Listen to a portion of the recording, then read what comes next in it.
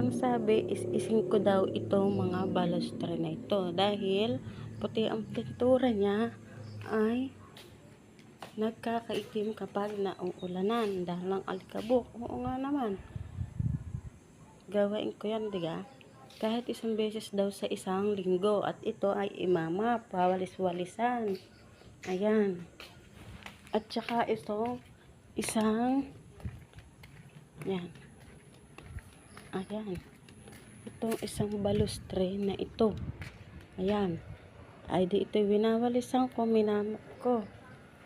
Ayan. Ayan. Ang problema, ang sabi ay aking punasan.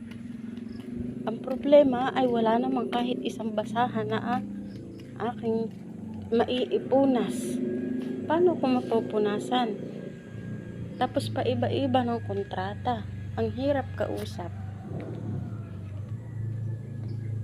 Ayan.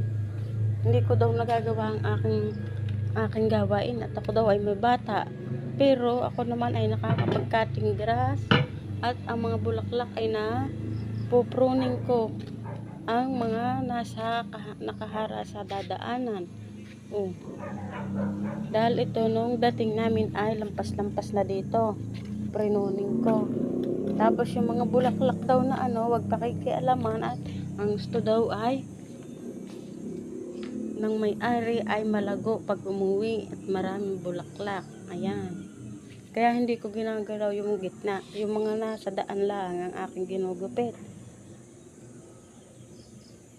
Ayan.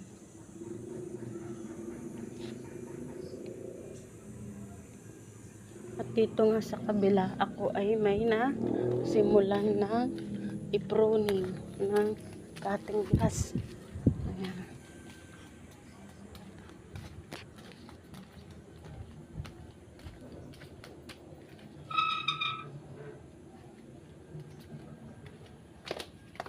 Ayan na nga.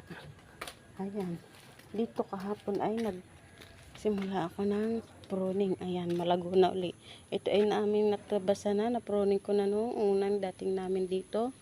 Dahil sobrang lago niyan. Hindi ganyan, mas malago pa diyan.